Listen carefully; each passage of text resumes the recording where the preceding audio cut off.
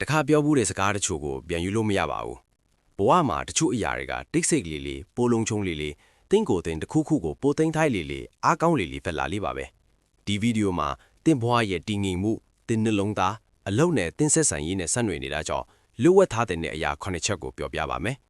ရေရှိမှာကိုကာကွယ်ဖို့ဘာအကြောင်းတွေပြောရမလဲနှုတ်ဆက်နေရမယ့်အရာတွေကိုတင်ယူရမှာပါအစဉ်တင်သိပြီလားတင်းကိုတင်ထိန်းထားရမယ့်အချက်9ချက်နဲ့စလိုက်ရအောင်တင်းဝင်ငွေသည်တင်လွတ်ဝက်ထားတဲ့တော့အရာများထဲမှာတစ်ခုဖြစ်တယ်ရှက်စရာဖြစ်စေမှားတော့ကြောင့်မဟုတ်ပဲတင်းဆက်ဆံရေးတင်းပတ်ဝန်းကျင်ရှိသူများ၏ခန့်စားချက်နဲ့တင်းလွန်ကြုံရေးကိုထိခိုက်စေနိုင်တော့ကြောင့်ဖြစ်တယ်ဖုံးကွယ်စရာဘာမှမရှိဘူးလို့လူတော်များများကထင်ကြတယ်တငယ်ချင်းတွေဒါမှမဟုတ်မိသားစုတွေကိုပဲပြောကြပေမဲ့အမှန်ကလူလီကပိုတိလေအန်ဒီရကပူများလေပါပဲ၎င်းတွေမျောလင့်ချက်များမနာလူမှုနဲ့တင်ပင်တတိမပြူနိုင်တော့ဖီအားများပါဝင်တယ်တင်းပတ်ဝန်းကျင်မှလူများကတင်ဝင်ငွေမြညာရှိတီကိုတည်တော်အခါအချို့ကတင်အားလိုအပ်တဲ့အချိန်တွေမှာကူညီပေးရန်စတင်မျှော်လင့်လာကအချို့ကတင်အားကွဲပြားစွာကြည့်ရှုနိုင်သည်သို့မဟုတ်အချို့ကတင်အားမရည်ရွယ်ပဲနှိုင်းရှင်လာကြတယ်အရေးကြီးဆုံးမှာတင်ဝင်ငွေကိုထုတ်ဖော်ခြင်းသည်တင်အားမရည်ရွယ်ပဲပစ်ထက်ထိစေခြင်းငွေချီးခြင်းအကူအညီတောင်းခြင်းသို့မဟုတ်ခိုးယူခြင်းသို့မဟုတ်အွန်လိုင်းလူမယ်မှုများအကွန်ပစ်ထက်ထစ်လာခြင်းပင်ဖြစ်တယ်ငွေကြီးဆိုင်ရာအချက်လက်များသည်ဘဝတွင်တန်ဖိုးအရှိဆုံးအရာများထဲမှတစ်ခုဖြစ်တယ်ကာကွယ်ခြင်းသည်အဓိပ္ပာယ်မဲ့ခြင်းမဟုတ်ပါဉာဏ်ပညာရှိသူများပိုင်ဆိုင်တဲ့တော်တမတတိဖြစ်တယ်လူတော်များများမသိတဲ့အချက်ကတင့်ဝင်ငွေကတင့်တီငိမ်မှုအရေးချင်းတွေတင်မထင်းချုံနိုင်တဲ့အရာတစ်ခုပါဝင်တင်ဘဝရဲ့အချို့သောကမ်းတာတွေကိုထင်ဟပ်နေတာထို့ကြောင့်တိတ်ဆိတ်နေခြင်းသည်တင်အောင်မြင်တဲ့အတွက်ဂုဏ်ယူမရှိဘူးဟောမဆိုလိုပါတင်ရဲ့စွမ်းအင်ငိမ့်ချမ်းမှုနဲ့ဆက်ဆံရေးကိုထိမ့်သိမ်းထားဖို့လွတ်ဝတ်ထားမယ့်အရာကိုတည်ခြင်းဟုဆိုလိုပါတယ်စစ်မှန်သောပျော်ရွှင်မှုသည်တင်တွေမိများရှိသည့်ကိုတည်တဲ့အခြားသူများထံမှလာဖို့မဟုတ်တော့လေ၎င်းကိုပညာရှိစွာအသုံးပြုကာအမိအခိုကင်းစွာနေထိုင်ကာအခြားသူများ၏ထင်မြင်ယူဆချက်များကိုခြုံနှောင်မထားဘဲတင်ဘဝတွင်ဆုံးဖြတ်ချက်များချနိုင်သည့်စွမ်းအားရှိခြင်းတို့တတိယပါမင်းရဲ့အောင်မြင်မှုဟာမင်းရဲ့ဒူးစားအားထုတ်မှုကနေလာတယ်ဆိုတာမင်းသိရင်ဘသူကမှကြင်ညာနေစရာမလိုပါနှစ်တင်းရဲ့နောက်ပန်တိုင်ထိတိတ်ဆိတ်နေရနောက်ထပ်အရေးကြီးသောကိစ္စဖြစ်တယ်တင်လွတ်ချင်တာကိုယုံကြည်မှုမရှိလို့မဟုတ်ပဲစောစီပြောနေအဲ့ဒါကိုလိုအပ်တာကတင်မတိဆိုင်ပဲထိမိလဲသွားစေနိုင်တဲ့အသားစီတဲ့ခန်းတီးနိုင်လို့ပါမကြာခဏဆိုရင်လူတွေကစိတ်လှုပ်ရှားတယ်အားပေးမှုရရှိဖို့အတွက်အခြားသူများနဲ့အမှန်မတည့်များဝေကကြီးမားတဲ့အရာတစ်ခုခုကိုပြီးစီးသွားသလိုခံစားရတော့လေတင်သွားမဲ့လမ်းကိုလူတိုင်းနားမလဲတာကြောင့်မျောလင့်မထားတဲ့ခုခံမှုရဲ့အစားပါလူတိုင်းကမင်းယုံကြည်တာကိုယုံမှမဟုတ်ဘူးအချို့ကစကလုံးငယ်အနေငယ်နဲ့တင်းရဲ့ဘန်းတန်တွေကိုအမှန်မတည့်မြင်အောင်ပြတ်သွားစေနိုင်တယ်တင်းရဲ့ရည်ပဲချက်များကိုကိုယ်တိုင်ထားခြင်းဒီတင်းကိုပိတ်ချောက်ခြင်းမဟုတ်ပါပြင်ပဝတ်တာကဝင်းဆွဲဆက်ဖက်ဖို့ဒါမှမဟုတ်အခြားသူများ၏မျောလင့်ချက်များပြီးဆုံးဖို့အတွက်တင့်ကိုအလင်းလော်ကြီးဖိအားပေးဖို့မတိုင်မီခင်အခြေထမြင့်တင်ဖို့တင့်ကိုတဲ့အချင်းပေးခြင်းကိုဆိုလိုပါတယ်အချို့သောပန်းတိုင်များသည်အာယုံစူးစိုက်မှုအချင်းတိတ်ဆိတ်မှုနဲ့စိတ်ရှည်မှုလိုပါတယ်တင့်ရဲ့ပန်းတိုင်များကိုကြည်ညာခြင်းသည်စောစီအဆုံးဖြတ်ရလင်းလို့တင်စော့တင်မတင်ပင်ပဲတင့်ကိုတင်ပြတ်သွားစေနိုင်တယ်အပြင်ကျွန်ုပ်တို့၏ပန်းတိုင်များအကြောင်းကိုအလွန်အတန်းထွာပြောတဲ့အခါမှာကျွန်ုပ်တို့ရဲ့အုံနှုံများကကျွန်ုပ်တို့ကတခုခုကိုစတင်သွားပြီးတော့သွင်းပြီးအမှန်တွင်ကျွန်ုပ်တို့ကလုံးဝမလှုပ်ရှားနေသောအခါမျိုးတွင်ဖြစ်နေပါတယ်အချိန်ကြာလာလေညာနဲ့စိတ်လှုပ်ရှားမှုပျောက်ကွယ်သွားကလှုပ်ချင်တဲ့စိတ်တွေပျက်စီးသွားကနောက်ဆုံးတွင်ပန်းတိုင်သည်လေထဲလွင့်နေတဲ့စကလုံးကြီးဖြစ်သွားခဲ့ပါတယ်လူဝက်ဆရာများသည်အားကောင်းစင်ပဲ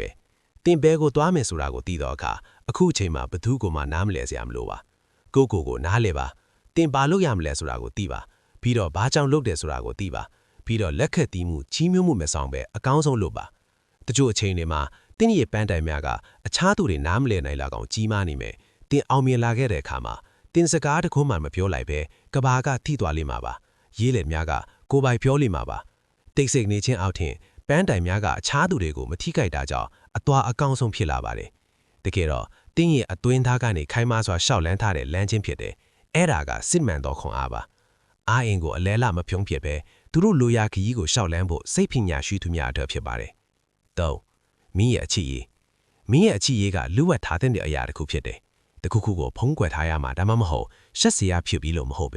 ဒါကလူတွေတော်များများသိသွားတယ်။နတ်တော့ပိုနတ်တဲ့ပူပွဲ့လွှမ်းနေတော့ကိုပိုင်နေရာတစ်ခုရှိလို့ပါ။ဆက်ဆံရေးများသည်တွေ့မယ်တယ်။၎င်းတို့သည်လူနှစ်ယောက်ကအပလန်လန်တိမှုတက်ချက်မဟုတ်ပဲခံစားချက်နားလည်မှုလိုက်ညင်အောင်မှုနဲ့အပြန်အလှန်ကြီးထွားမှုတရားတို့ကိုဆိုလိုပါတယ်။အခြားသူတွေကနေအနောက်ရှက်တက်များသွားတဲ့အခါမှာရိုးရှင်းတဲ့ဆက်ဆံရေးကမလိုအပ်ပဲရှုပ်ထွေးလာနိုင်တယ် အထူးသဖြင့်ကောင်းတော်လည်းဖြစ်စေစိုးတော်လည်းဖြစ်စေအနည်းဖြတ်အစစ်သင်ကိစ္စများမှာပါဝင်တော့အခါကျွန်တော်တို့ရဲ့ချီကြီးကိုပြောတဲ့အခါမှာပြင်ပလူတွေကတလားစီစဉ်ဖို့မေတ္တာရက်ခံကြဖို့ဒါမှမဟုတ်မရည်ရွယ်ပဲအပြောဆိုများဖြစ်စေဖို့အကလည်းဒင်္ဂရာဖြစ်သွားခဲ့တယ်ပေါ့မကြာခဏဆိုရင်ဆက်ဆံရေးမှာပြဿနာကလူနှစ်ယောက်အပြန်အလှန်ကြုံတွေ့ကြတဲ့ကိစ္စများကနေမစတင်ပဲသူတို့ပတ်ဝန်းကျင်ရှိလူတွေကပြောတဲ့စကားများကြောင့်မယုံကြည်မှုမထေချာမှုများနဲ့ဤတန်းယူဆအချင်းများဖြစ်သွားခဲ့ပါတယ်ထို့ကြောင့်အချစ်မှန်ရှိတဲ့စွမ်းတွေကပြင်းထန်ခြင်းထိုက်တိတ်ဆိတ်ခြင်းကိုရွေးချယ်ကြတယ်မင်းရဲ့အချစ်ရေးရွံလွတ်ဝဲထားခြင်းဒီတင့်ကိုတင်ဖုံးကွယ်ထားခြင်းမဟုတ်ပဲတင့်ရဲ့တီးတန့်နေရာကိုထိမ့်သိမ်းထားခြင်းကိုဆိုလိုပါတယ်အဲဒါကြောင့်တင့်မှာပြင်ပဝင်ရောက်ဆက်ဖက်မှုမရှိပဲတယောက်နဲ့တယောက်အကြောင်းဝေကိုပြင်ပမရဖို့တင့်ကိုတင်တာတယောက်စီကိုတတ်သေးပြစရာမလိုပဲရှင်းပြစရာမလိုပဲဘသူကိုမှပြိုင်ဆိုင်စရာမလိုတဲ့တင့်ရဲ့သူများစိတ်ပြောင်းသွားဖို့မလိုပါပုံနှိပ်မဖော်ထားဘူးဆိုတာမချစ်တဲ့လို့မဆိုလိုပါမင်းသိတယ်လို့ဆိုလိုပါတယ်အချစ်ဒီအခြားသူတွေကနေအထောက်အကူရလာဖို့မလိုပါဘူးအပြင်အချစ်ရည်ဒီအမြဲတမ်းပြောင်းလဲနေတဲ့အရာတစ်ခုဖြစ်တယ်အချို့ရက်များရင်ကောင်းမွန်တယ်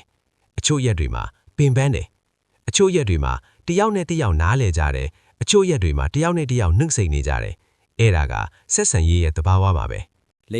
ေမင်းရဲ့အားနည်းချက်များမင်းရဲ့အားနည်းချက်တွေကမင်းရဲ့ကိုယ်ရည်ကိုယ်သွေးရဲ့အားနည်းချက်အရှိဆုံးတွေ့မြန်တွေကိုကိုစားဖြူတာကြောင့်မင်းလှုပ်ဝက်ထားတဲ့နောက်တစ်ခုပါပဲ၎င်းတို့သည်အခြားသူများကိုအလွယ်တကူအသုံးချနိုင်ပြီးတင့်ကိုထိမိ၍လဲစေသောနယ်ပယ်များဖြစ်သည်အားနည်းချက်များကိုထိုးဖော်ခြင်းသည်၎င်းတို့ကိုရိုးရိုးသားသားသို့မဟုတ်ချင်းကဲ့ရလွယ်ကူစေသည်လူအများကထင်မြင်ကြတော့လဲ၎င်းသည်လူတိုင်းအထက်မလို့တဲ့အရာမဟုတ်ပေတိတဲ့သူတိုင်းနားလည်မှာမဟုတ်ဘူးတချို့လူတွေကမင်းကိုတိုက်ခိုက်ကိုတုံးတယ်တခြားသူတွေကမင်းကိုမျှဝေဖို့တက်တက်ရည်ရွယ်တာတောင်မင်းကိုရုပ်ဆိုးစေမဲ့ဂေါလဟာလတွေဖလန်တယ်ကိုအားနေချက်ကိုတိတာအရန်ကောင်းတယ်ဒါပေမဲ့အရာအလုံးကိုအခြားသူတွေနဲ့မျှဝေတာဟာလုံးဝကွဲပြားတဲ့ကိစ္စပါမင်းရဲ့အားနေချက်တွေကိုဖော်ပြပြတဲ့အခါမင်းရဲ့အားနေဆုံးအချက်ကိုတခြားသူတွေကိုလွှဲပေးတာကအဓိကပါပဲအဲ့ဒီလူကကောင်းတဲ့ရည်ရွယ်ချက်ရှိတယ်ဆိုရင်ကောင်းပါတယ်ဒါပေမဲ့သူတို့ကမယိုးသားရင်မင်းကိုနှိမ်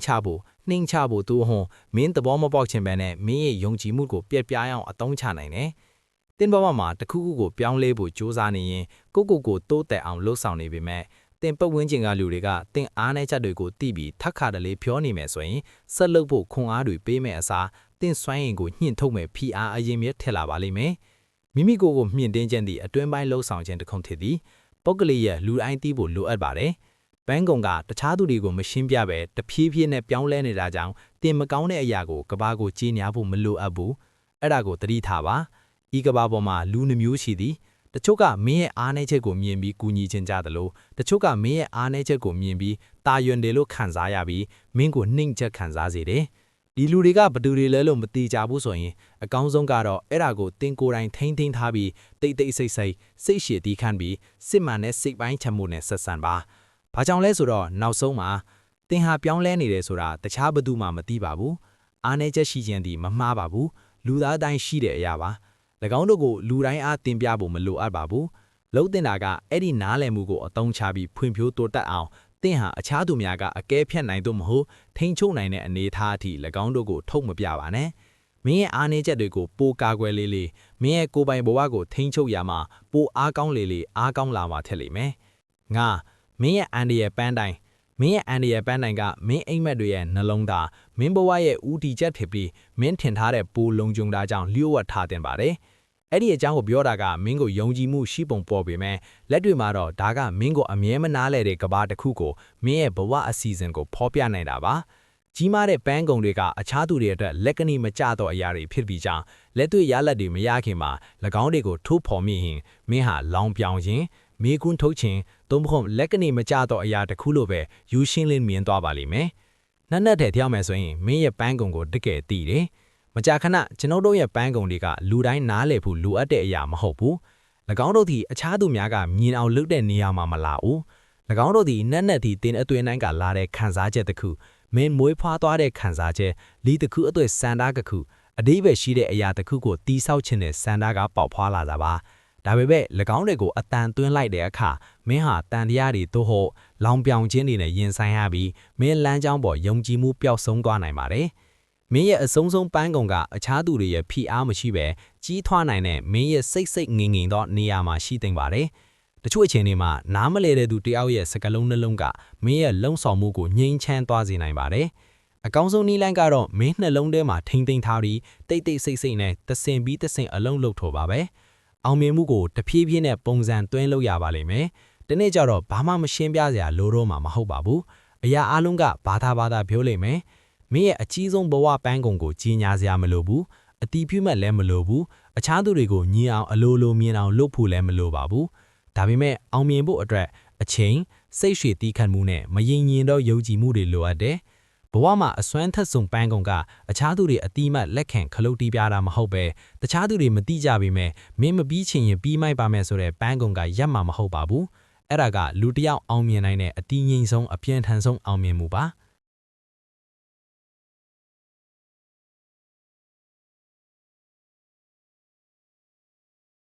6. တင်းဤယင်းနှမြုံနှံမှုနှင့်ပိုင်ဆိုင်မှုများတင်းဤယင်းနှမြုံနှံမှုများနှင့်ပိုင်ဆိုင်မှုများသည်တင်းကျပ်စွာတည်တံ့ထားရှိတင်သည်အခြားနယ်ပယ်တစ်ခုဖြစ်သည်၎င်းသည်တင့်အကောင့်ရှိနံပါတ်များသို့မဟုတ်တင်ပိုင်ဆိုင်သည့်ငွေပမာဏအကြောင်းသာမဟုတ်ပါ၎င်းသည်တင်ဘဝကိုစီမံခန့်ခွဲနိုင်စွမ်းတင်းဤဘန္တာရေးတည်ငြိမ်မှုနှင့်တခါတလေတွင်တင်းဤဘန္တာရေးလက်လက်ဖွင့်အဆင့်ကိုပင်ထင်ဟပ်စေသည်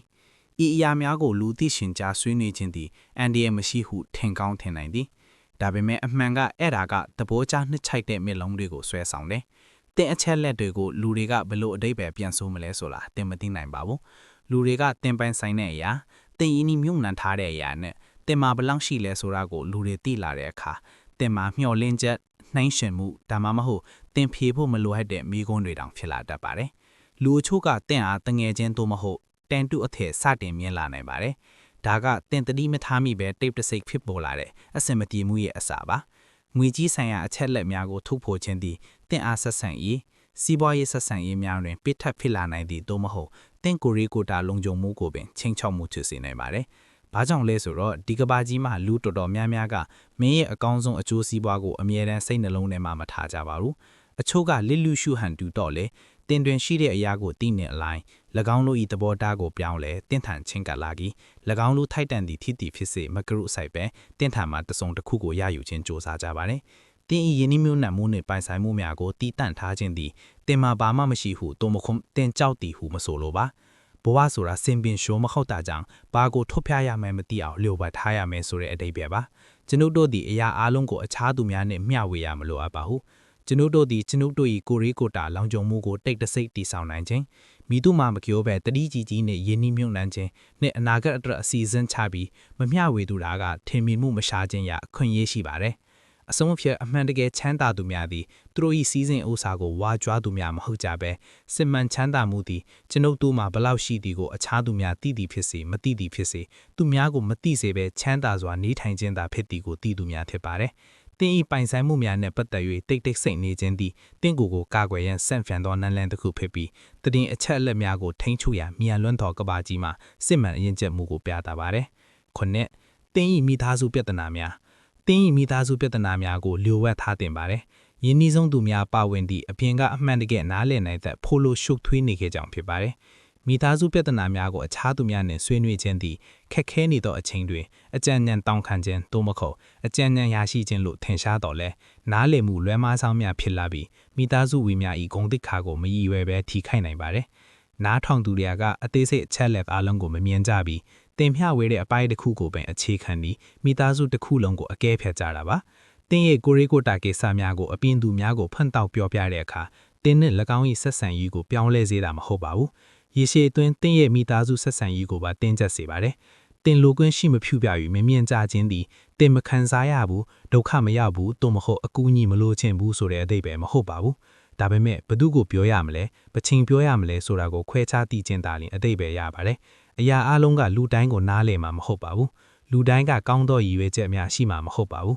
။လူတိုင်းကတင့်ရဲ့အခြေအနေနဲ့တင့်လော်သောအကြံဉာဏ်များကိုပေးနိုင်မှာမဟုတ်ပါဘူး။တခါတလေတွင်ဤပြဿနာများကိုတင့်ကိုယ်တိုင်ထိမ့်သိမ်းထားပြီးမိသားစုအတွင်းမှာနားလည်မှုနဲ့အဆင့်ပြေဖြစ်သွားရန်ဖြည့်ရှင်းခြင်းကအကောင်းဆုံးအဖြစ်ဖြစ်ပါတယ်။အဆုံးအဖြင့်မိသားစုဒီဘဝရဲ့အခြေခံအုတ်ချက်ခွင်ဖြစ်ပါတယ်။ပြဿနာများရှိနေပါကကျွန်ုပ်တို့သည်အခြားသူများကိုတရားစည်းစိမ်ရန်ထပ်ဖော်ပြသခြင်းမဟုတ်ပဲနားလည်မှုနဲ့ကင်တွယ်ရပါမယ်။အိမ်တွင်းပြဿနာများကိုအပင်လူတာဘူးကြီးကအမှန်အမှားဆုံးဖြတ်ရန်ခွင့်မပြု၏အိမ်တွင်းတွင်ပင်ဖြည့်ရှင်းရပါမယ်။မိသားစုပြဿနာများကိုလျှို့ဝှက်ထားခြင်းသည်ရှက်စရာမဟုတ်ပါဘူး။တင့်ကိုယ်တော်နဲ့တင်ချစ်ခင်သူများကိုအမှန်တကယ်လေးစားခြင်းအပါဝင်ဖြစ်ပါတယ် ဤအကြောင်းအရာကိုသင်နှစ်သက်ပါကဗီဒီယိုအောက်မှာ comment ရေးပေး၍ဆွေးနွေးပါ